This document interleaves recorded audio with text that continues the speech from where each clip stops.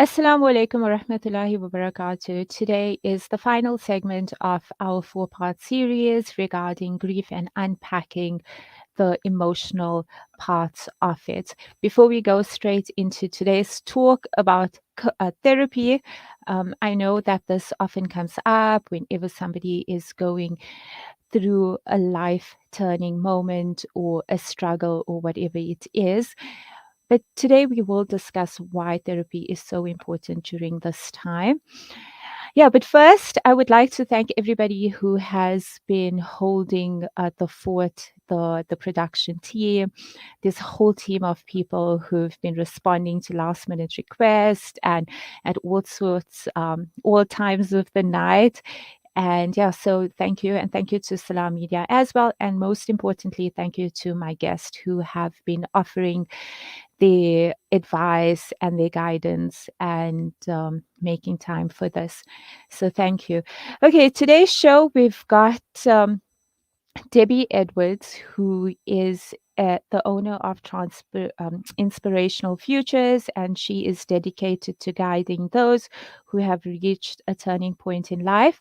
And we've also got Gary Kuck, who has a company called Healthy Hypnotherapy. And after he has experienced a life-changing event, he was in a position where he had to go for therapy, and through this journey, he discovered that there's so much support in therapy, and it can be life-changing. And now he offers healing. Uh, Healing and recovery to others as well. Thank you so much for being here with me today. Pleasure. Thank you, Sabihah. Thank you for the invite. So I think like the most important question is, why is it so difficult for people to go for therapy when experiencing anything that they are struggling with? Even though we all know the importance of therapy and the benefits of it. I think from my side, I've found that people tend to want to do it on their own, and they believe that they can do it on their own. They believe that they're okay, they will manage. But unfortunately, it's not always the case. And what happens is that people also tend to, in those situations when they're going through trauma, they actually keep suppressing their emotions.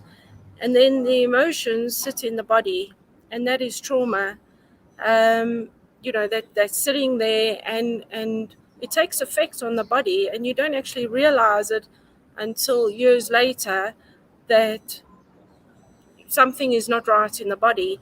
And then when that happens and the depression or anxiety sets in, it's because of years and years of suppressing and holding that all in, because we feel that we can do it on our own. I'm not sure if Gary would like to say. Yeah. No, so Sabihah, I agree exactly with Debbie in that we all think we can do it ourselves. And a lot of it is out of pride, our own feeling of satisfaction that we can do it, we can cope with it, we can handle it, and everybody else does. And what happens is it starts creating a dis-ease in the body, and that can turn into other bigger characters. It can start creating maybe a cancer, or starts creating a version of, let's say, where you start becoming immune, or you start taking on, let's say, some other factors. So what happens is that people all want to do it themselves. They feel that they can cope, and they're going to cope, but it just makes it worse because it gets stuck in the body. Is this the only reason why? Or could it be that they just don't want to open up and talk about it? Yes, the people don't want to always talk about it because they feel that they're bothering other people, that they are making it somebody else's problem. It's only their problem. It's not belonging to somebody else. So what they do is their pride, or maybe they're going to denial, about it, and then they don't open up to it. They feel that they don't want the change. And some people could even be that they actually like it, believe it or not. They actually like being in that victim mode, and they stay in that mode. So it's almost like a fear of what to expect from changing that mindset from victim to victor. Yes, Absolutely. yes, yes, definitely, definitely. There's And also, trust as well. I agree with what Gary said.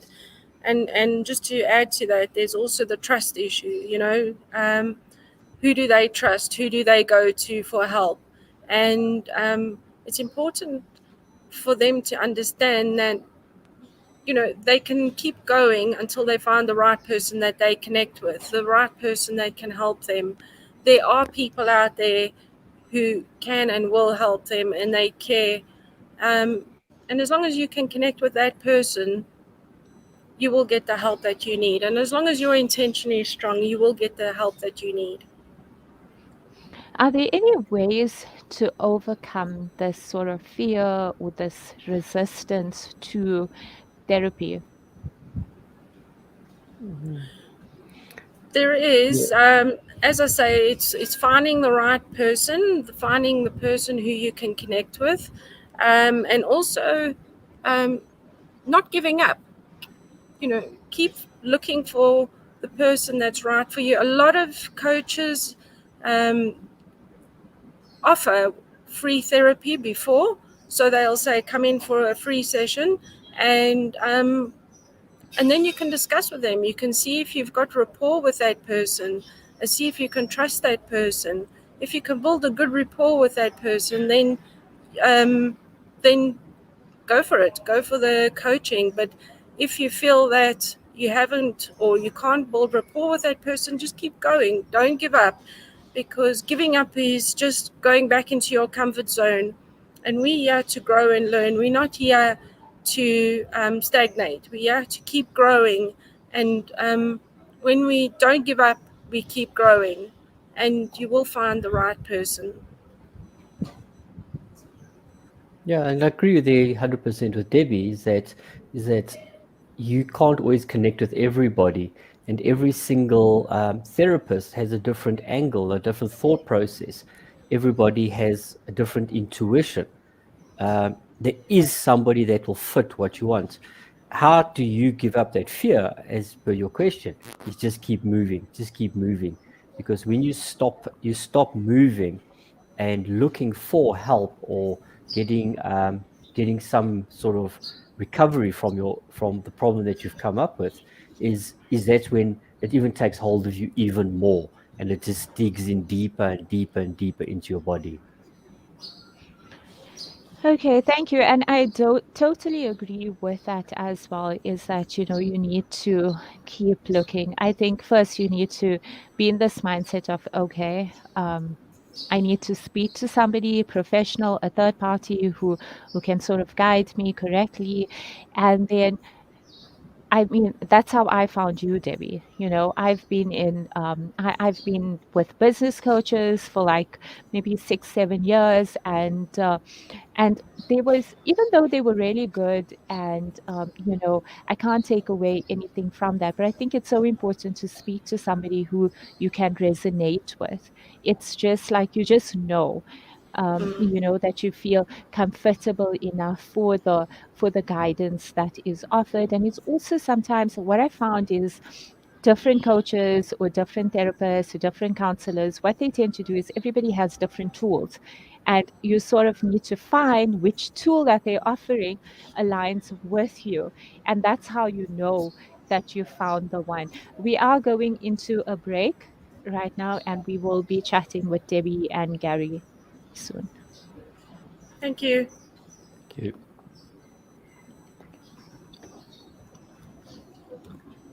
Lied by my nanny. Now I'm using Black Seed in my own home to soothe sniffles and coughs, to help with digestion and immunity, and of course, as part of my beauty routine. After all these years, I've come to appreciate the wisdom in finding comfort and Shifa in trusted treatments like Tib Black Seed. You can find Tib Black Seed at all leading pharmacies or find out more at blackseed.co.za. They say breakfast is the most important meal of the day, yet many children go to school hungry because of poverty. Penny Appeal South Africa's Breakfast Club aims to get a warm, hearty meal to underprivileged children so they can spend their day prospering in their schoolwork. Help feed a needy learner for only 5 Rand a day, or 150 Rand a month. Or visit our website www.pennyappeal.org.za or call 031 1100 573 to find out how you can donate. Penny Appeal South Africa. Small change, big difference. Shimmer, sparkle, captivate. Nothing less than a masterpiece. Droplets of gold inspires precious design. Platinum bursts with intricate freshness, and every pure diamond becomes more than just a girl's best friend. Voda Gold Gem Jewelers, where timeless dreams become a reality. Come to us. We tailor-make designer gold, platinum, and diamond jewelry. Trade in or remodel your old gold. Clad yourself with classy name-branded watches. We offer insurance valuation and free zakat calculation. Visit us at 534 Ridge Road, Overport, or call 031 208 9142. Voda Gold Gem Jewelers, manufacturers of fine gold and diamond jewelry. When the perfect blend of stylish decor, exquisite halal cuisine, and warm hospitality come together, it could only mean Al Bayt Lodge, your true home away from home. Al Bayt is the ideal heaven for families, business people, and tourists with its 4-star family rooms and other luxurious facilities. Conveniently situated close to Port Elizabeth Airport and other amenities. Your stay will be truly unforgettable as you'll be taking home lasting memories of the warm hospitality, the serenity and tranquility that Al Bayt has to offer. For reservations, call 041-583-6415 or visit www.albaytlodge.co.za. I know that this often comes up. Rejuvenating media day by day. This is Salam Media.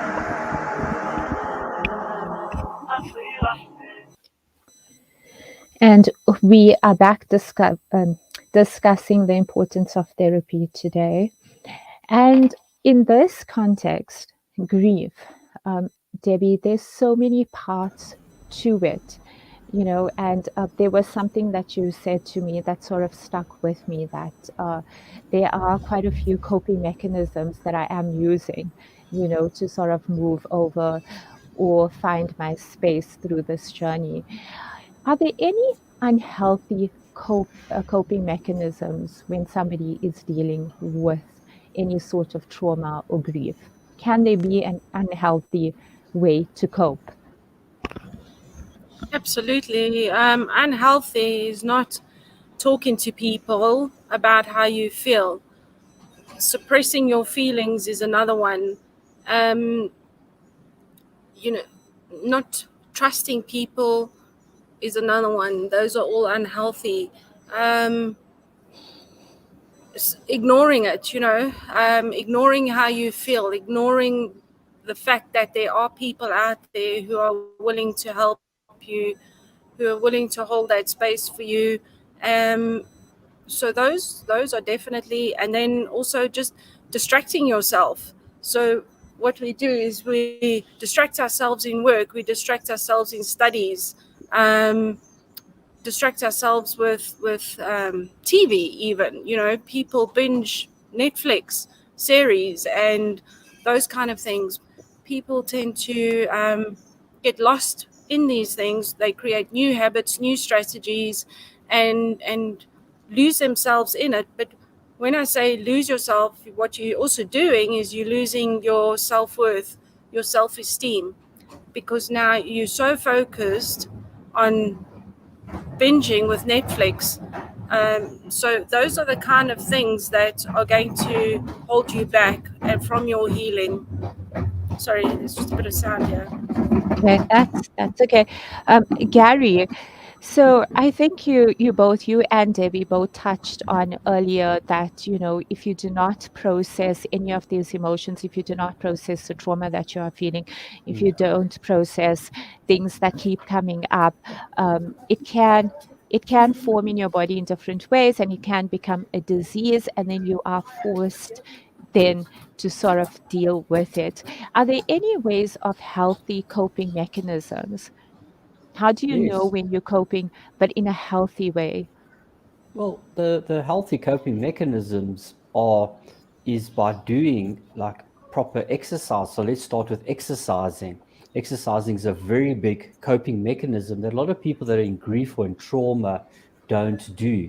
They tend to find when you're in grief, you tend to isolate yourself. You stay at home. You don't go out the house. You start eating unhealthily. So you change your food habits. Your eating habits change completely. Other things that also create is that you self-medicate. So you start taking over-the-counter medication, or you start using some other types of drugs or some things, which all are things that don't work. So for you to change that thought process is you need to start making sure you look after yourself. You eat correctly, eat the right foods. You start doing exercise.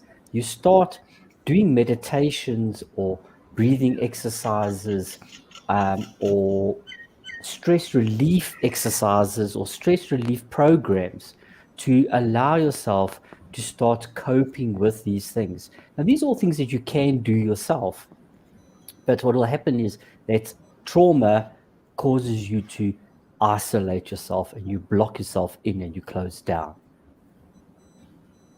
Is it okay to do this for a limited period of time?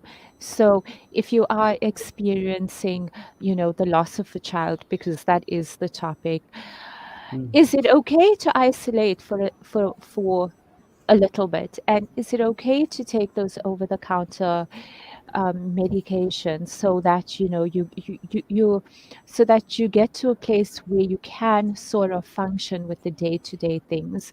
And is it okay? And when do you know that it's not okay anymore? I would say yes, it is okay to start with that. But remember, is that when you are living on those over-counter medication or for medication even prescribed by a doctor, that is your only coping mechanism, then you need to go further and look for help to move through it. In the process, the work that myself and Debbie do is we are complementary to doctors and those sort of things. So we complement the work that they're doing and allow you to be able to not be completely reliant on those things for your self-esteem, your self-worth, and your who you are as a person. And that is when you start when you're not coping and those things aren't making it get better for you. That's when you start finding a therapist, because now what's happened is it's actually gone deeper. The trauma, the emotions have gone very much deeper into you and you're not releasing them yourself. And I think what was said earlier is very important, that, you need to take care of yourself during this time, even though it's very hard, you know. Yes. And one of my guests yesterday also highlighted that, self-care is important. And it does not mean going for a manicure and a pedicure during this time. It means eating correctly, maintaining your energy. Mm? Sorry. No, it's okay.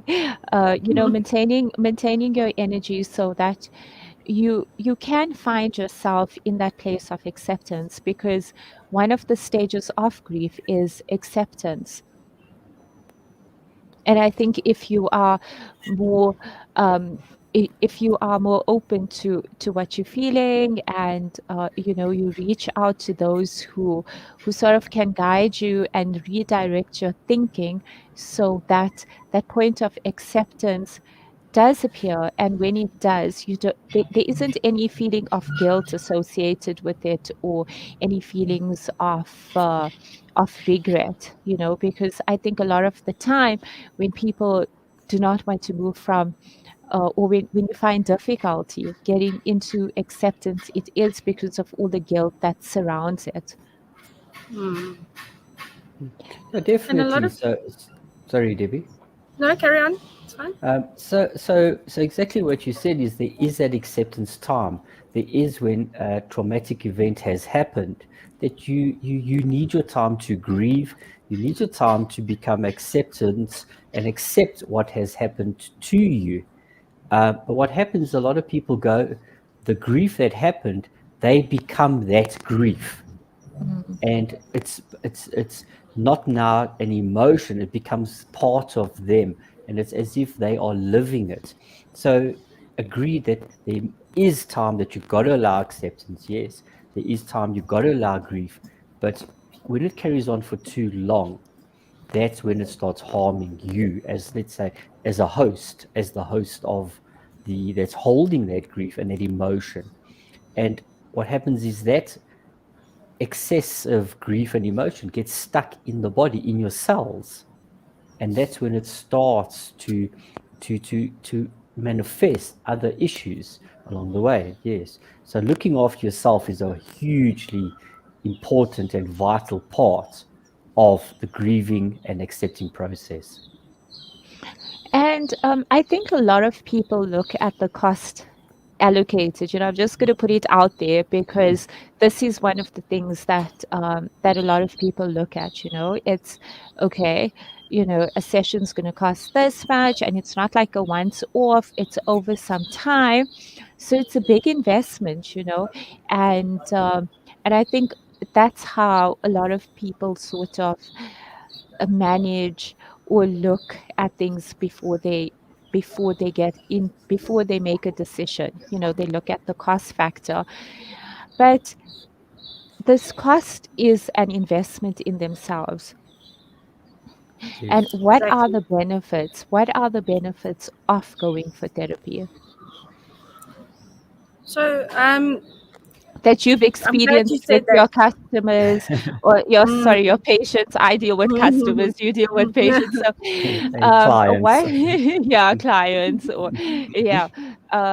So what uh, first-hand experiences of a person who's come into your space, and after some time, let's look at a 6-month period, what were the noticeable and evident um, differences that you could see? Because often, we don't see it because we're going through it, but from an outside person can be like, hey, something's changed. So is there sort of a common thread or a collective that you've seen from your clients?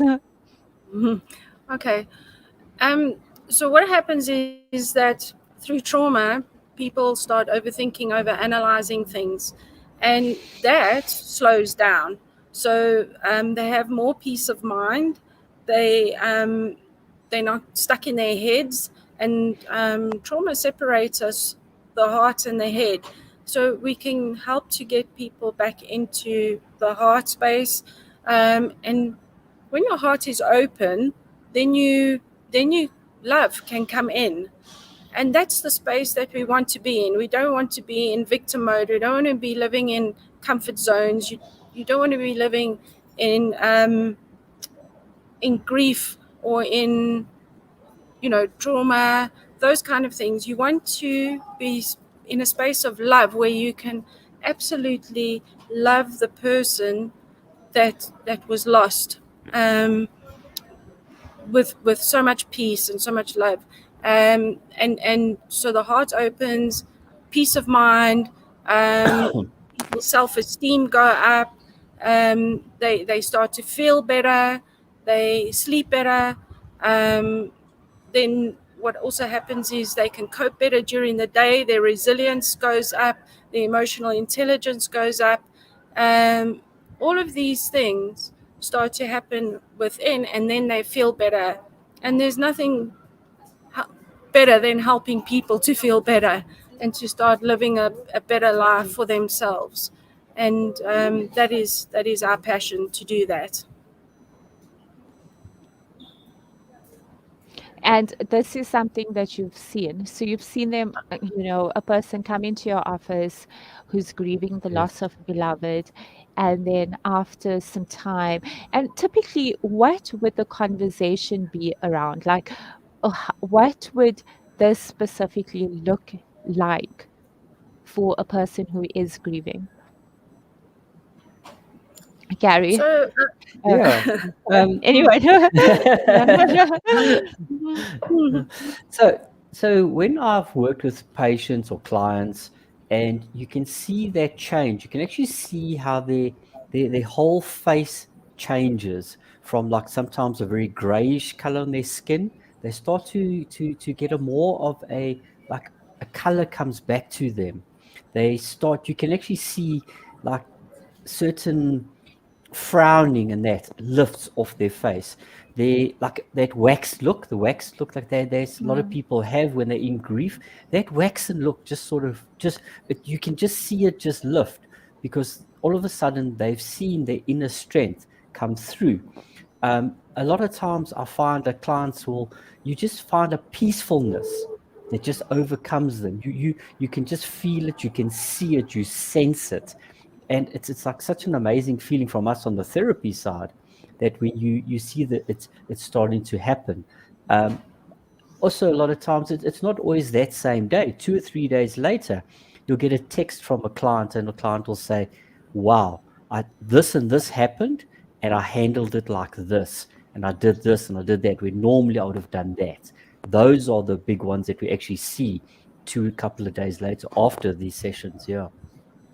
Okay, thank you so much. Guys, go for therapy. Seriously. Like, skip on that coffee, whatever it is, just go for therapy.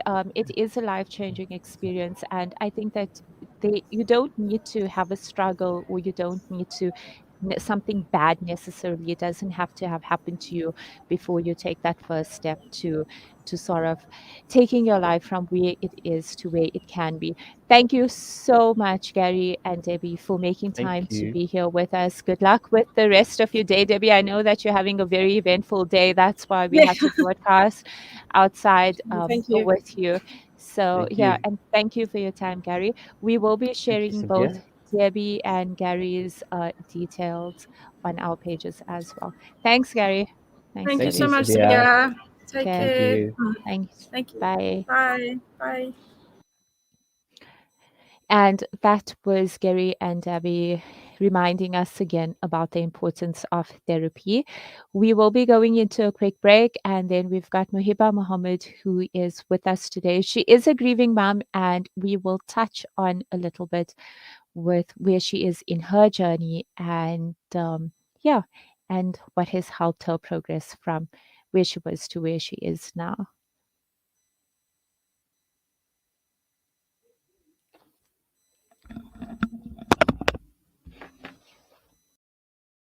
Radiallahu Anhu would advise his companions, winter, which is an enemy, has come, so prepare for it with wool, leather socks and socks. Let us help the thousands of South Africans without adequate clothing or shelter to prepare for the harsh winter months by providing them with blankets for 150 Rand and winter warmth packs for 300 Rand. Spread warmth with Africa Muslims Agency. Call AMA on 011-834-8685 or donate online at africamuslimsagency.co.za. Africa Muslims Agency. Empowering, educating, inspiring. Discover the Africa of your dreams and surround yourself with her spectacular beauty. Relax beneath her serene sunsets and explore wildlife at its natural best. It's where the pride of Africa comes together. The Kwantu Private Game Reserve. Get to know the Big Five or cruise on an elephant safari game drive. Interact with lion and tiger cubs and enjoy world-class halal cuisine while we pamper you during your 5-star stay. Indulge in the true African experience. For reservations reservations. Call now on 042 203 1400 or visit kwantu.co.za. The Kwantu Private Game Reserve, the place of gathering. At Sentio, our Invest for Good philosophy is based on a genuine desire to use our investment skills for the benefit of broader society by investing responsibly, giving charitably, and developing talent that will transform the investment industry. Visit www.sentio-capital.com for more information about our Sharia investment products and start saving with us today. Sentio Capital. Invest for good. Sentio Capital Management is an authorized financial services provider. When you give water, you're reaching out to drought-affected areas, bringing them to life. Fresh water to drink, to clean, and to grow. That's the power of water. Donate now to Islamic Relief. You know, it's a wonder how kids get anything done these days. With all the distractions, when do they even get time to study? As a mother, all I can really do is make sure they have all they need to perform at their best. That's why I choose to include Sunfoil, triple refined pure sunflower oil with every meal I make. Naturally cholesterol-free and approved by the Heart and Stroke Foundation as part of a balanced eating plan. So whether I'm cooking, frying or baking, I know every dish will be a wholesome one. Sunfoil, now we're cooking. Breaking stereotypes, moving boundaries, joining hands. Salam Media.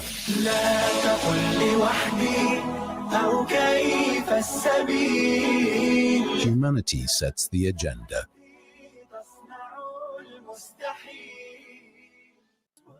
Listen to something fresh. Listen to Salam Media.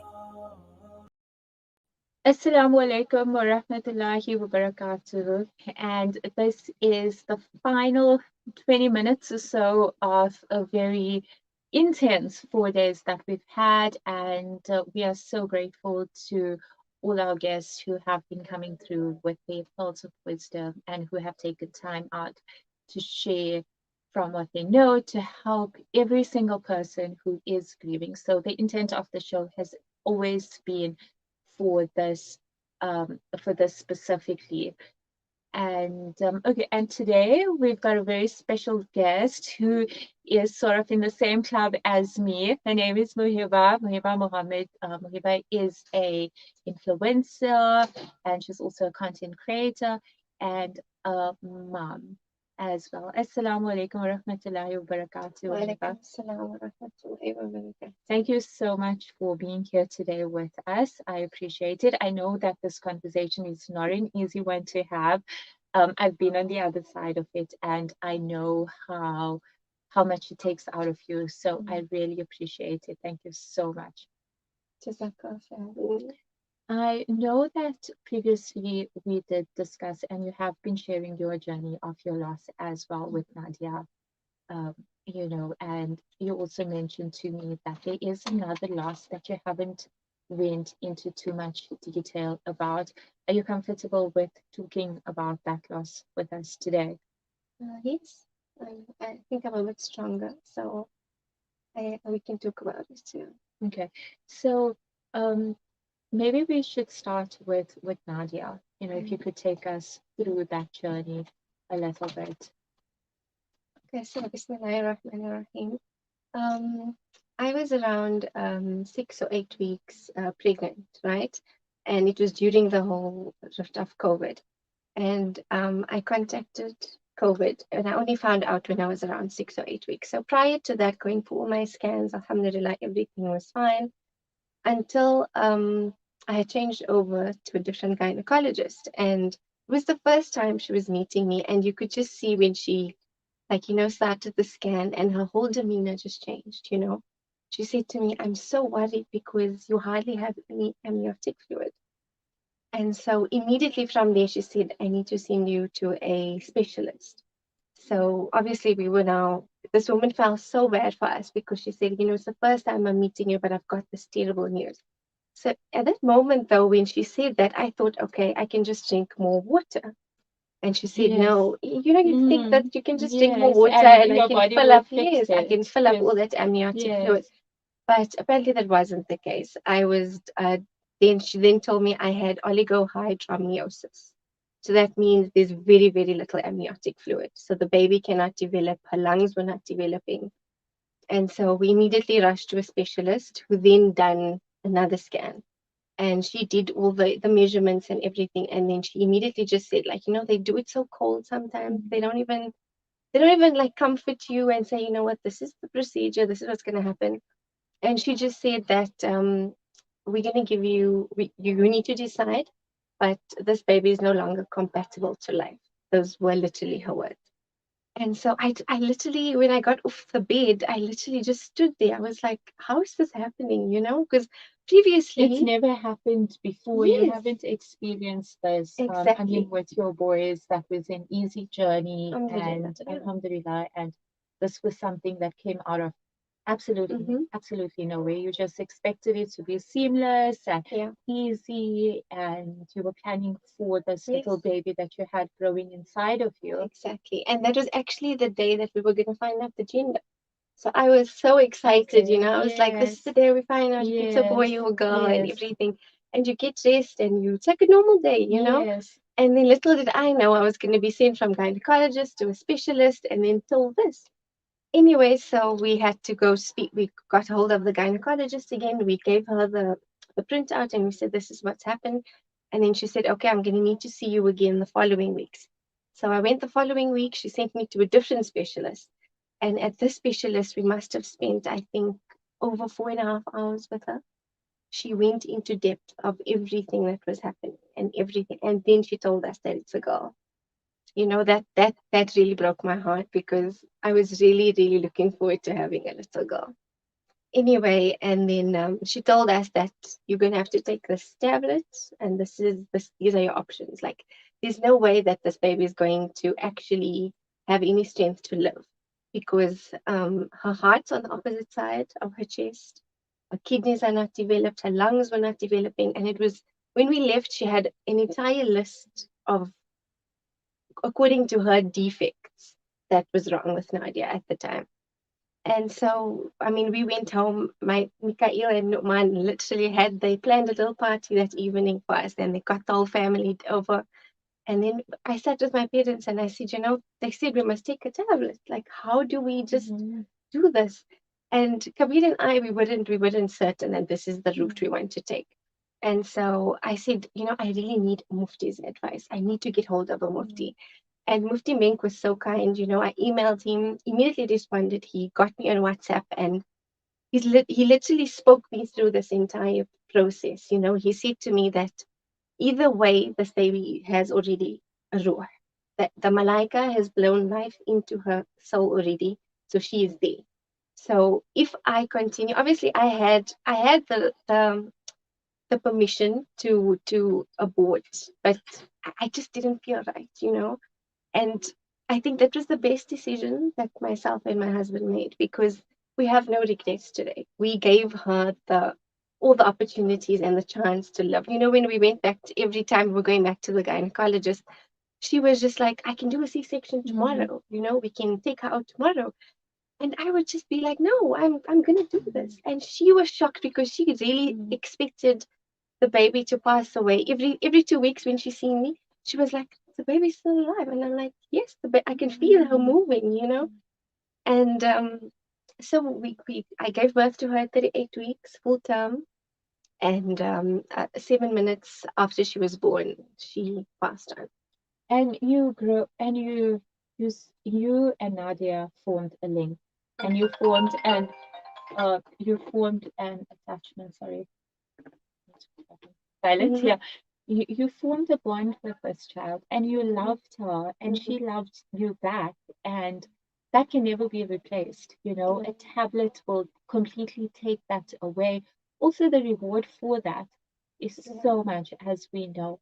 And I'm so sorry for your loss. And Allah knows best, and He is the best planners, like always. So, what helped you cope during this time? And how did you move from having this little angel, with you all the time for that full time, and then moving over to dealing with that loss? Oh well, it's been a long journey. I won't lie. It's really not easy. Something like this happens in your life, and it almost feels as if a rug is pulled off from under you. Your whole life just turned upside down. Like now when I look at flowers are no longer just pretty flowers. When I look at flowers now, it's like that's a pretty bunch for me to pick for my daughter and go and put on her grave. Those are the types of things. Like everything just completely changes. Now when I'm with my boys, as busy as they keep me, they are the love of my life. And when I'm with them, you sort of feel this, like what if she was here? Like what would she look like?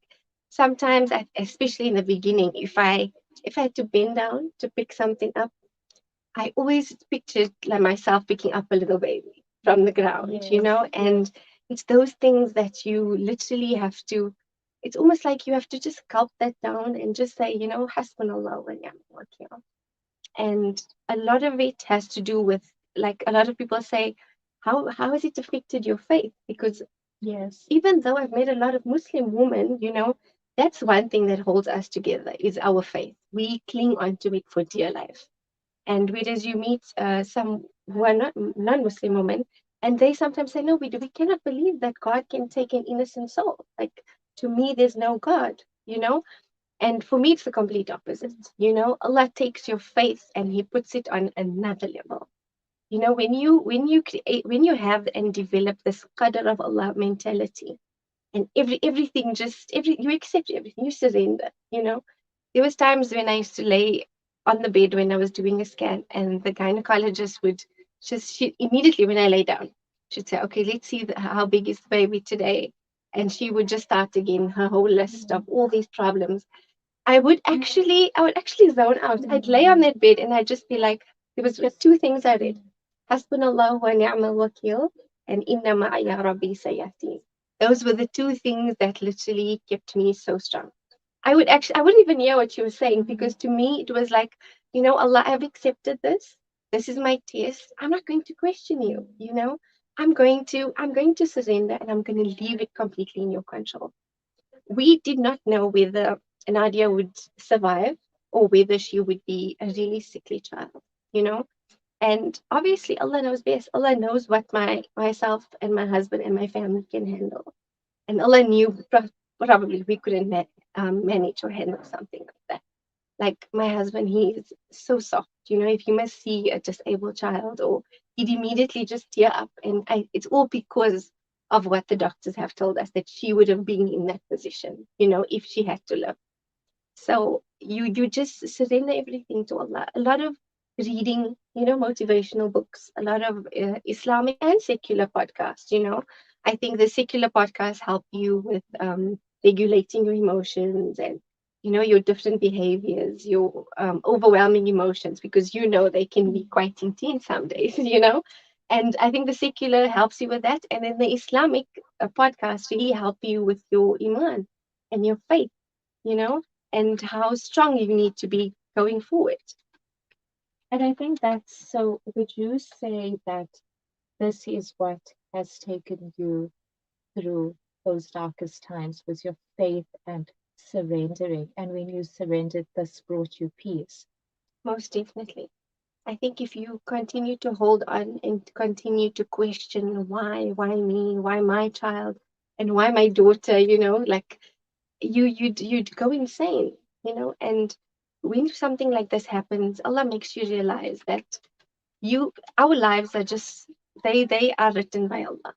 Nothing is in our control. At that time, it's not about how much money you have, what fancy doctor you're dealing with, what hospital you're in. That's Allah's, look what we did. Inna lillahi wa inna ilayhi raji'un. We all belong to Allah. We return back to Allah. As much as we want to say, our kids are ours, like for me now, that narrative has completely changed. I tell them, I say, I'm in charge of you, but you don't belong to me. On the day of Qiyamah, I'll be questioned about you, yes, but you don't belong to me. So your closeness to Allah during this tragic time has intensified. Yeah, I think, like I say, you hold on to it for dear life. You literally say, "Oh Allah, I have surrendered. I have given everything." I mean, like I said, we gave her all the chances that we possibly could. We didn't say, "Oh well, let's just terminate and we can start again." We said, "Oh Allah, you take control." And after I gave birth, my sister was with me, and everybody obviously went and to go to the ghusl and the janazah. I was still in hospital because I had a C-section, and she was with me. And I laid there, and they had, obviously, my sister FaceTimed me, my other sister, my younger sister. She FaceTimed me while they were doing the ghusl. And I just laid there, like, it's like Allah put another type of contentment in my heart, as painful as that situation was. Allah just gives you, Allah gives you what you can handle. And Allah says, "I've given it to you, now you will go and explore that stream." I think that's, and he brings ease as well, and that's the thing. You feel the ease, You and you do. feel when it's not there.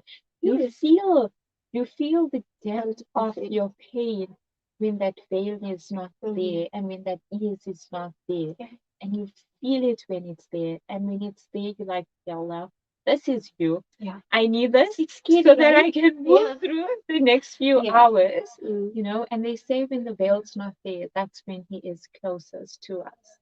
So that's the time when most or every dua is accepted, because he is with the broken. So you did mention about starting again. Was this ever something that you and Kabir talked about after Nadia returned to Allah? Yes. Well, not actually like talked about, like I say, qadar of Allah, you just like, whatever happens, happens. And then sadly, a few months ago, we had a miscarriage, I was around, once again, I was around 6 weeks. And yeah, the baby didn't make it. So you literally, you also take another step back and you say, Allah, second time, like I know you thought I was strong, but a second time around, like, Allah must be thinking I'm Muhammad Ali strong or something, you know what I mean? Because to go back there and take that little baby that I had miscarried and bury it with baby Nadia again,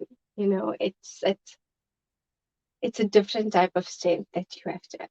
Thank you so much for sharing this with us. I know it's something that you haven't talked about before, and it's something that you prefer to keep a little bit more private until you have dealt with it. So, did you find it triggering when the second return happened? Did it bring back the same sort of emotions? And did you find that you had to do more inner work, or I know that you mentioned that it was the qadr of Allah, and He always knows what's best, and He always wants Jannah for us. So He puts us through all of these things for that. But did that trigger anything from the first return?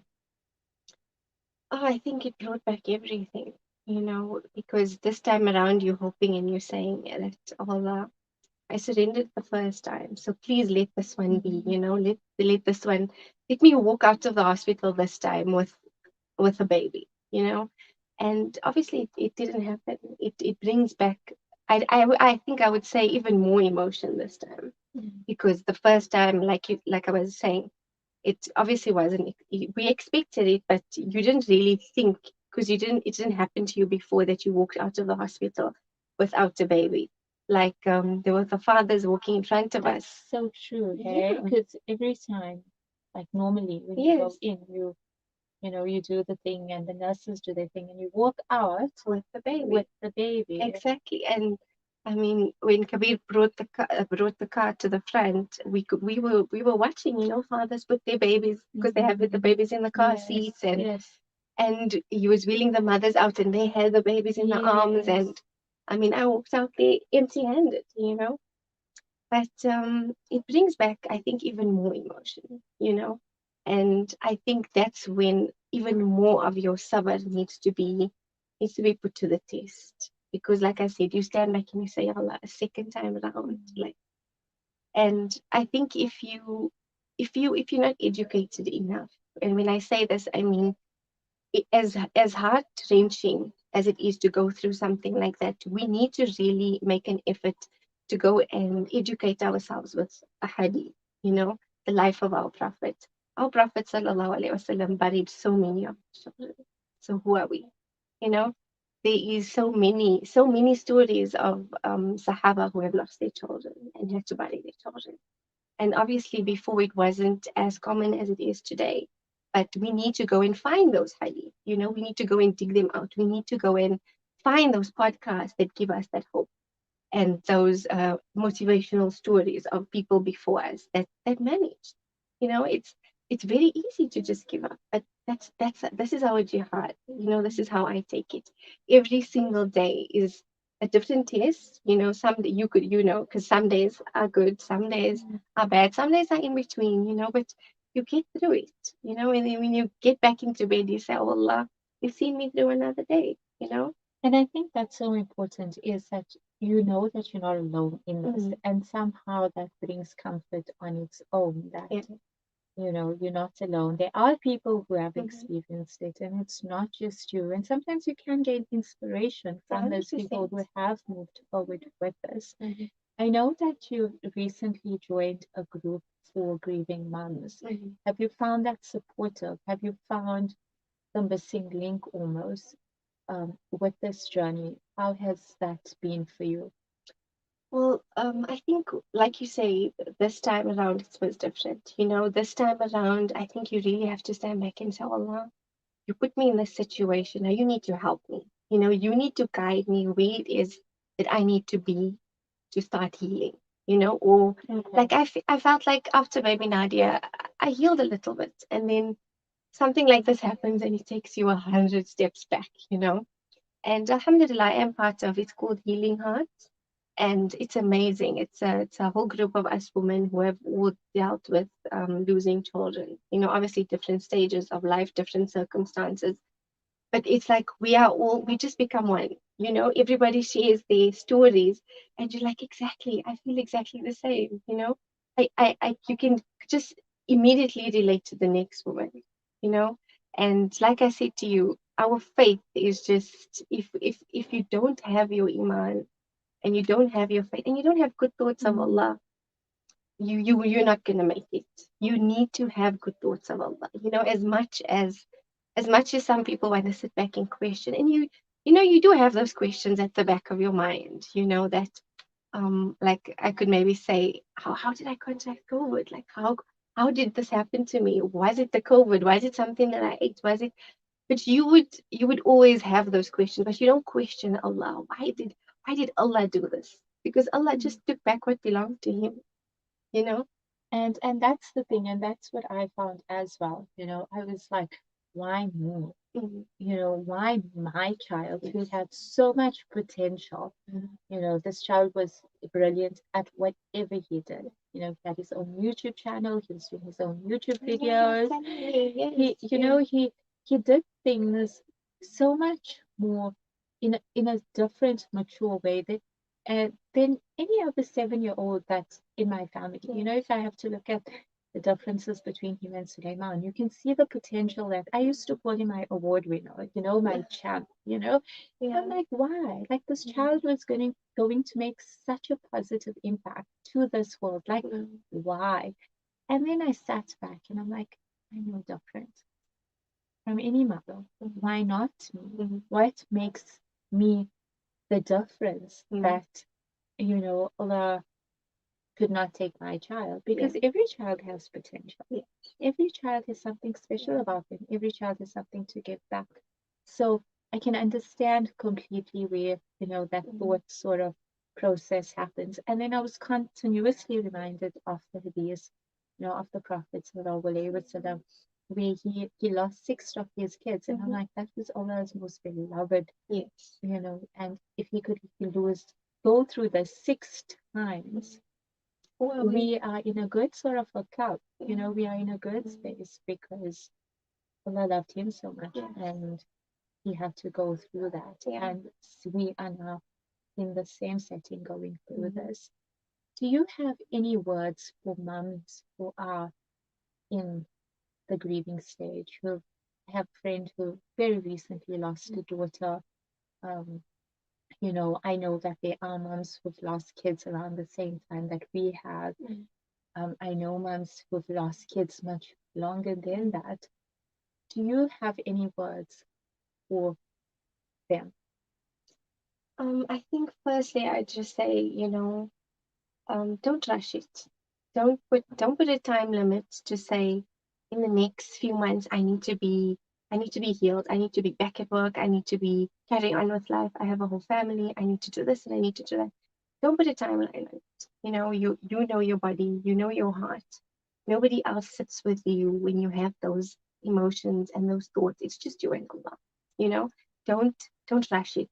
And don't allow people to force you into certain things. Like with me, my husband, he didn't want to push for me to attend a support group or push to do therapy or push me in any sort of direction. You know, he had so much of sabari, and he allowed me to just be. So it's so important for you to just make sure that you're around those people who they're not gonna push you in a certain direction and you want to go here. And there's some days where you do feel stronger and you want to get out there, and then you're strong enough to be in a sitting with people. And then there's those some days where you just want to be at home, you know, and you want to be in the bed, and you allow yourself to do that, you know. And hold on to your religion, hold on to your faith. Have so much of conversations with Allah.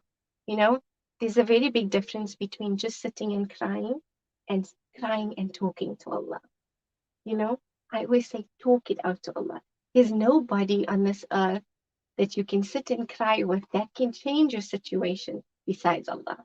You know, yes, therapy is good. Yes, talking, getting it out is good. But those people cannot change your situation for you. Even if it's just having a good day for the week, you know, where your heart feels a bit lighter. Only Allah can do that, you know. So do that. Have a lot of conversations with Allah. Read motivational books, you know. Think good thoughts of Allah. That's the only way, I think, for me. Like, you're always picturing yourself and your children one day in Jannah. You know, that's the mindset you need to have. And it's not easy for me to say be strong, but that strength only lies in you. You know, you cannot expect your spouse or your therapist or your family to give you that strength. That strength is only within you. You know, Allah gave that test to you, and Allah knows you're the one that's going to handle it. So you need to work on that strength. Don't expect somebody else to come in and fix everything for you and help you, because they're not going to be able to do it. So don't put those expectations on people. You know, sit with it. Just feel it, you know. If there's those days that you just want to lay in bed and eat ice cream or, you know, cry or whatever, then just do that. And I think that's important because when you feel it, you see that it passes. Yeah. When you don't feel it, as hurtful as it is, as hard as it is, as deep as it is, when you don't feel it, it never passes. Then you walk around You hold on with to this it. all the time, and you try to suppress it, you try to distract yourself, and you sort of ignore it. So I think that is so important. Thank you so much, Muhibba, for being here with us.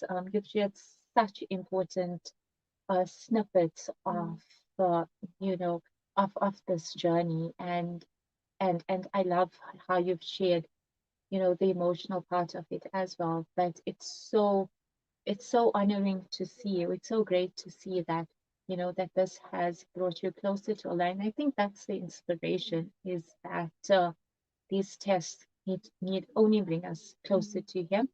But I've also been making dua for no more tests. You know, Allah knows how much you think. Like, it's okay. I want to be close to you, and I know that you're there. Do it through prayer and ease, and peace, no more tests, and afia, inshallah. Amen. But thank you. I appreciate your time. And all the best on your journey. Shukran so much. And that is the end of our 4-part series. Thank you so much for watching. Please do remember to subscribe to Salam Media's YouTube page. I have to say that. Okay. Yeah.